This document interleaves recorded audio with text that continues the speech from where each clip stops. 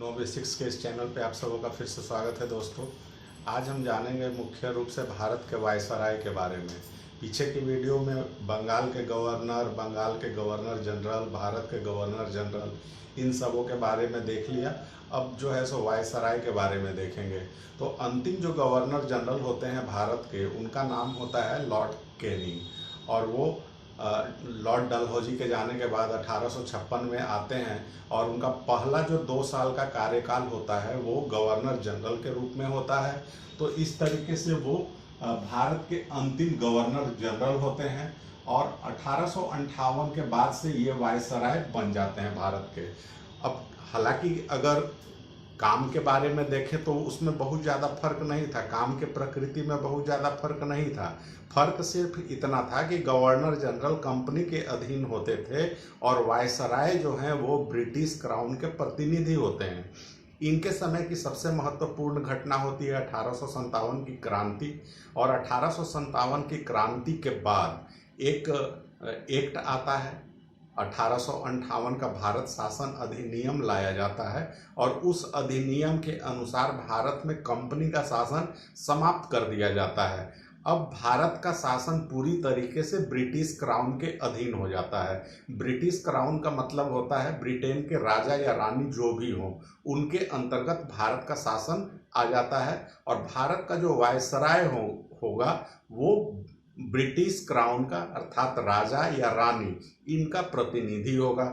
तो यही मूल बदलाव था। बाकी चीज़ें मोटा मोटी वही थी। कुछ चीज़ों के बदलाव हुए हैं वो 1858 वाले भारत शासन अधिनियम में हमने ऑलरेडी कवर किया हुआ है, तो वो चीज़ें आप देख लीजिएगा, वहाँ से भी अगर दोबारा आप देख सकते हैं। अब क्या होता है कि 1 नवंबर 1858 से भारत में ब्रिटिश क्राउन का शासन स्थापित हो जाता है। लॉर्ड कैनिंग इलाहाबाद के मिंटो पार्क में महारानी विक्टोरिया का घोषणा पत्र पढ़ते हैं और उसी के अनुसार से भारत पर ब्रिटिश क्राउन का शासन स्थापित हो जाता है। इनके समय की अन्य जो महत्वपूर्ण इनके द्वारा काम हुए थे वो कौन कौन से थे, तो एक शिक्षा के लिए एक इन्होंने बड़ा काम किया था, या कह लें कि ब्रिटिश सरकार जो 1857 की क्रांति हुई उसके बाद महसूस किया कि भारत में शिक्षा का स्तर बहुत नीचा है। तो इसी का वही कारण है जिसकी वजह से जो है इतने ज़्यादा आंदोलन हो रहे हैं। ब्रिटिश सरकार को ये भी लगता है कि कंपनी ने सेवा के क्षेत्र में उतने ज़्यादा काम नहीं किए, शिक्षा पर उतना ज़्यादा व्यय नहीं किया, जिसकी वजह से आंदोलन खड़े हो रहे हैं। तो इसको ध्यान में रखते हुए यूनिवर्सिटी स्थापित करने का निर्णय लिया और उसी की तहत कलकत्ता, बम्बई और मद्रास में यूनिवर्सिटी खोले गए और लंदन के तर्ज पर इन्हें विकसित किया जाना था। आर्थिक क्षेत्र के लिए इन्होंने क्या किया, तो आर्थिक क्षेत्र के लिए एक अर्थशास्त्री होते हैं विल्सन, उनको भारत बुलाया जाता है और विल्सन भारत में पहुंचकर यहाँ की चीज़ों का अध्ययन करते हैं, स्टडी करते हैं। उसके बाद कुछ सुझाव देते हैं जिसे कि लागू किया जाता है। वो सुझाव कौन कौन से होते हैं, तो एक सुझाव होता है कि इनकम टैक्स 500 रुपये से ज़्यादा कमाई वाले लोगों पर लगाया जाना चाहिए, अर्थात जिनकी आमदनी 500 रुपये वार्षिक से अधिक हो उन्हीं के ऊपर इनकम टैक्स लगाया जाना चाहिए। साथ में एक आयात कर और निर्यात कर लगाया जाता है, अर्थात एक्सपोर्ट और इंपोर्ट कर भी लगाया जाता है, उसका सुझाव उन्होंने दिया था। फिर आर्थिक क्षेत्र के अंतर्गत ही असम में चाय की खेती शुरू की जाती है और नीलगिरी में कहवा और कॉफ़ी की खेती होती है। न्यायिक क्षेत्र में अगर देखें तो एक हाईकोर्ट एक्ट आता है, हाईकोर्ट एक्ट लाया जाता है 1861 का, और उसी के अंतर्गत अलग अलग प्रेसिडेंसियों में और बाद के समय में अलग अलग प्रांतों में हाईकोर्ट की स्थापना की जाती है। जो अभी हमारे यहाँ हाईकोर्ट आप देखते हैं अलग अलग राज्यों में, हालांकि कोर्ट जो है सो वो किसी राज्य या केंद्र के अंतर्गत वो नहीं आते हैं, वो एक यूनिफाइड सिस्टम के अनुसार चलते हैं कोर्ट। तो अलग अलग राज्यों में अभी भी हाई कोर्ट होते हैं तो उसकी शुरुआत 1861 में ही हुई थी और 1861 में ही आईपीसी अर्थात इंडियन पेनल कोड लाया जाता है। वही इंडियन पेनल कोड अभी भी चला आ रहा है, अर्थात भारतीय दंड विधान किसी चीज को अर्थात कोई भी अगर व्यक्ति किस अपराध किया है तो उस अपराध की सजा की प्रक्रिया क्या होगी, कितनी होगी, ये आईपीसी में बतलाया गया है। और सैनिक और असैनिक व्यय में इनके समय में कमी की गई। एक और बहुत महत्वपूर्ण काम हुआ इनके समय में कि नोटों का प्रचलन शुरू हुआ, अर्थात मुद्रा के रूप में जो सिक्कों का प्रचलन पहले था उसकी जगह पे सिक्के भी चल रहे थे, लेकिन साथ में अब नोट का भी प्रचलन शुरू हुआ। इनके बाद अगले वायसराय आते हैं लॉर्ड एल्गिन। 1862 से 1863 तक का इनका कार्यकाल होता है। इनका कार्यकाल छोटा होने का कारण ये होता है कि इनकी मृत्यु इनके कार्यकाल के बाद ही हो जाती है, अर्थात कार्यकाल के बीच में ही हो जाती है। 1 साल के बाद ही इनकी मृत्यु हो जाती है। और इसके पहले लॉर्ड कॉर्नवालिस की मृत्यु भी भारत में हुई थी। और दूसरे वायसराय ये हैं लॉर्ड एल्गिन, जिनकी कि भारत में मृत्यु हो रही है और वो पंजाब में मृत्यु हुई थी। इनके समय की एक महत्वपूर्ण घटना होती है वहाबी आंदोलन, और उस आंदोलन का दमन कर दिया गया था। अब अगले वायसराय होते हैं सर जॉन लॉरेंस। 63 से लेके 69 तक का इनका कार्यकाल होता है। ये अफगानिस्तान में अहस्तक्षेप की नीति अपनाते हैं, अर्थात इसके पहले के अधिकतर आप जो देख रहे होंगे गवर्नर जनरल वो अफगानिस्तान में हस्तक्षेप करना शुरू करते हैं, लेकिन इनकी नीति होती है कि ये अफगानिस्तान के मामले में कुछ नहीं करेंगे, वो वाले अर्थात हस्तक्षेप नहीं करेंगे। 1865 में ही पहली समुद्री टेलीग्राफ सेवा शुरू की गई। टेलीग्राफ की सेवा डलहौजी के समय शुरू हुई थी पहली बार, लेकिन यहाँ पे एक फर्क है, ये अब समुद्री रास्ते के माध्यम से किया जा रहा है, तो वो सेवा शुरू की गई। एक अकाल आयोग का गठन किया गया। भारतीय वन विभाग की स्थापना पहली बार की गई और वही वन विभाग आज तक चले आ रहे हैं। ये अभी भी वन विभाग है हमारे यहाँ। अकाल आयोग की स्थापना के गठन का जो मुख्य कारण था कि उस समय ब्रिटिश नीति ऐसी थी, खास करके आर्थिक नीति जिस तरीके से चलाई जा रही थी, तो अकाल हर थोड़े थोड़े अंतराल पे भारत में आ रहे थे। किसी एक प्रदेश में, फिर कुछ समय के बाद कुछ अलग प्रदेशों में, अलग अलग जगहों पे आते थे। तो उसको अकाल की विभीषिका को कैसे कम किया जा सके, लोगों तक सहायता कैसे ज़्यादा पहुंचाई जा सके, तो उसके लिए एक अकाल आयोग का गठन किया गया था। इन्हीं के समय में एक और घटना होती है, भूटान पर आक्रमण होता है और उसको जीत लिया जाता है, अर्थात भूटान के कुछ हिस्सों को भारत में मिला लिया जाता है। अब अगले वायसराय आते हैं लॉर्ड मेयो। 69 से लेकर 72 तक का इनका कार्यकाल होता है और ये एकमात्र वायसराय होते हैं जिनकी की हत्या हो जाती है भारत में। अंडमान निकोबार की राजधानी पोर्ट ब्लेयर में जब ये जेल का निरीक्षण कर रहे होते हैं तो उसी समय एक अफगानी कैदी जिसका नाम शेर खान होता है वो चाकू मारकर इनकी हत्या कर देता है। तो उसी की वजह से ये ज़्यादा फेमस है, ये आप ध्यान में रखिएगा। इसके पहले के एक वायसराय लॉर्ड एल्गिन, अभी हम लोगों ने देखा, लॉर्ड एल्गिन की मृत्यु कार्यकाल के बीच में ही हो जाती है और लॉर्ड कॉर्नवालिस की भी अपने दूसरे कार्यकाल के बीच में ही उनकी मृत्यु हो जाती है उत्तर प्रदेश के गाजीपुर नामक जगह पर। अब इनकी जो है सो हत्या हो रही है, ये पहली घटना थी और एकमात्र घटना थी कि वायसराय या गवर्नर जनरल की हत्या की गई है। अब इनके समय के इनके द्वारा किए गए कुछ काम देख लेते हैं। लाल सागर के माध्यम से होकर तार सेवा शुरू की गई। समुद्री टेलीग्राफ सेवा तो सर जॉन लॉरेंस के समय ही शुरू की गई थी। अब वो सेवा का जो है लाल सागर के माध्यम से शुरू हुई। पहली जनगणना 1872 में हुई, हालांकि नियमित जनगणना की शुरुआत 1881 से हुई और जो कि हर 10-10 साल के बाद अभी तक किया जा रहा है। लेकिन पहली जो शुरुआत हुई थी जनगणना की वो 1872 में हुई थी। दो विभाग स्थापित किए थे, एक भारतीय कृषि विभाग 1872 में और केंद्रीय सांख्यिकी संगठन। केंद्रीय सांख्यिकी संगठन अभी भी हमारे यहाँ है और इसके पास डाटा होता है मुख्य रूप से जो भी आर्थिक डाटा होते हैं, इकोनॉमिक डाटा और डेमोग्राफिक डाटा, तो वो जितने सारे डाटा होते हैं वो सीएसओ के पास ही होते हैं, अर्थात केंद्रीय सांख्यिकी संगठन के पास ही होते हैं। इनका एक महत्वपूर्ण काम था, अजमेर में मेयो कॉलेज की स्थापना की थी। ये इसी मेयो कॉलेज में, हालांकि ये राजे राजवाड़ों के बेटे बेटियों के लिए बने थे, लेकिन ये काफ़ी मशहूर कॉलेज है मेयो कॉलेज, तो इसकी स्थापना इन्होंने की थी।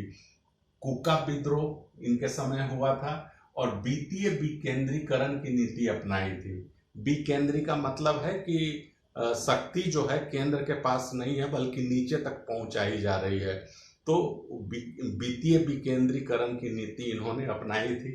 इनकम टैक्स को 1% से बढ़ाकर 2.5% किया गया था और बम्बई और मद्रास में नमक कर को बढ़ा दिया गया था। तो ये इनके कुछ महत्वपूर्ण काम थे। अब आते हैं अगले वायसराय, वो है लॉर्ड नॉर्थवुड। 1872 से लेकर 76 तक का इनका कार्यकाल होता है और इनके समय में कुछ महत्वपूर्ण घटनाएं हुई हैं, काफ़ी महत्वपूर्ण है, खास करके 74 और 75 में जो घटनाएं हैं। पहला तो है कि 74 में बंगाल और बिहार में एक फिर से बहुत भीषण अकाल पड़ता है और उसमें लाखों की संख्या में लोग मारे जाते हैं। फिर 1875 में ही अलीगढ़ में सर सैयद अहमद खान ने मोहम्मडन एंग्लो ओरिएंटल कॉलेज की स्थापना की थी और उस कॉलेज की स्थापना में इन्होंने 10,000 रुपये का दान दिया था। यही अलीगढ़ मुस्लिम यूनिवर्सिटी के नाम से जाना जाता है आज के समय में, यही एंग्लो ओरिएंटल कॉलेज।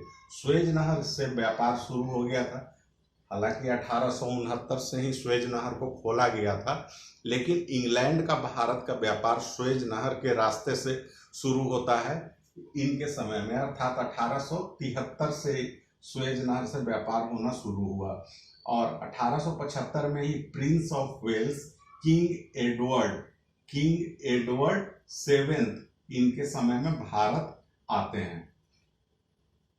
अब आते हैं अगले वायसराय पर, लॉर्ड लिप्टन।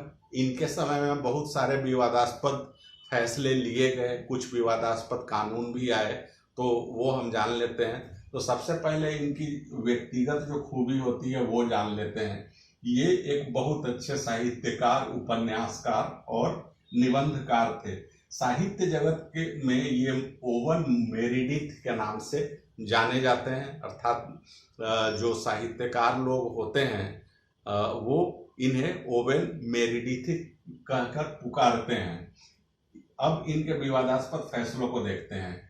एक राज्य उपाधि अधिनियम 1876 में लाया था और उसी के तहत महारानी विक्टोरिया को कैसरे हिंद की उपाधि दी थी।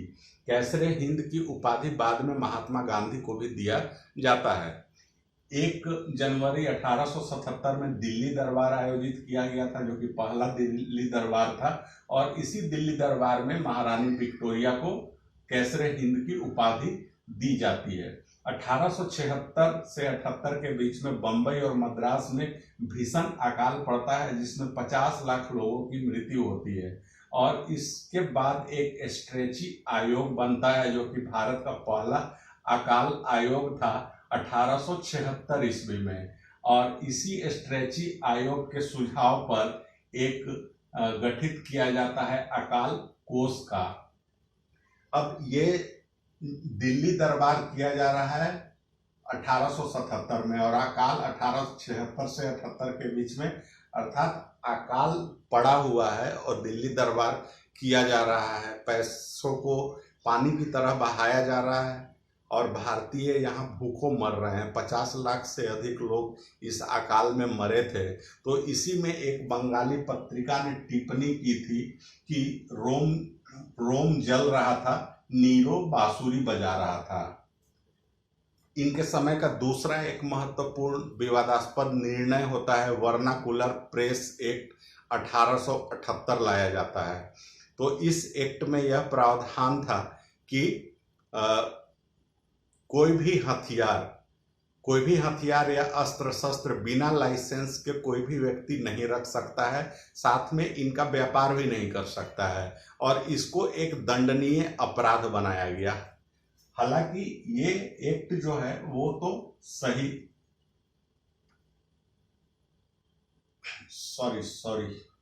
यहाँ पे प्रेस एक्ट की बात हो रही है, वर्नाकुलर प्रेस एक्ट की बात हो रही है। 1878 में इनके समय में लाया गया था।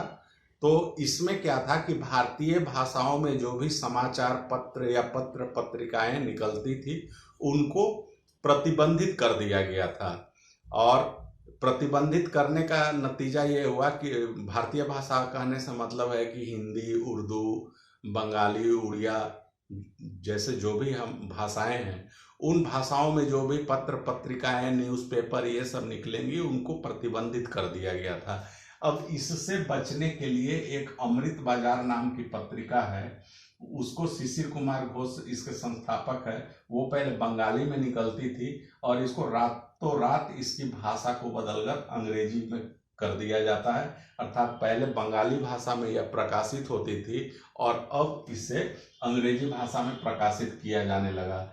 एस.एन. बनर्जी ने इसके बारे में कहा कि आकाश से हमारे ऊपर वज्रपात हुआ है। एस.एन. बनर्जी अर्थात सुरेंद्र नाथ बनर्जी भारतीय सिविल सेवा के लिए चुने जाने वाले व्यक्ति थे। 1870 में इनका चयन हुआ था, परंतु इन्होंने सिविल सेवा से इस्तीफा दे दिया था, और इन्होंने ही 1879 में इंडियन एसोसिएशन नामक एक संगठन की स्थापना की थी। इसी वर्नाकुलर प्रेस एक्ट 1878 के बारे में ऑस्किन ने कहा, विपरीतगामी, असंगत तथा भारत की भावी प्रगति के लिए घातक।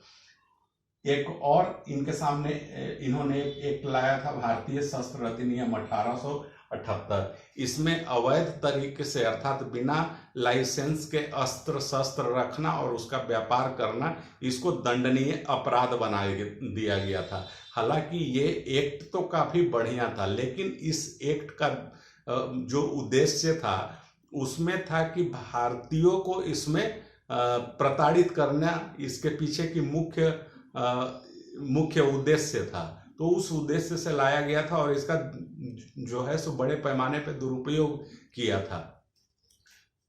अब जो है सो 1878 से 80 के बीच में दूसरा एंग्लो अफगान युद्ध लड़ा जाता है, और एक और इनका विवादास्पद निर्णय होता है इनके समय में कि सिविल सेवा में प्रवेश की अधिकतम उम्र जो 21 साल थी उसे घटाकर 19 साल कर दिया जाता है, और इसका भी बहुत ज़्यादा विरोध होता है। तो इनमें से जो सिविल सेवा की उम्र घटाई गई थी और वर्नाकुलर प्रेस एक्ट लाया गया था, इसको बाद में अगले जो वायसराय आते हैं लॉर्ड रिपन, उन्होंने इसे बदल दिया था, अर्थात वापस ले लिया था इन दोनों ही निर्णयों को। तो दोस्तों, हम उम्मीद करते हैं कि ये वीडियो आपको पसंद आया होगा। अगर अच्छा लगा हो तो लाइक करें, दोस्तों के बीच में शेयर करें, इस चैनल को सब्सक्राइब कर लीजिए, नोटिफिकेशन वाली घंटी जरूर से बजा दीजिए। धन्यवाद दोस्तों।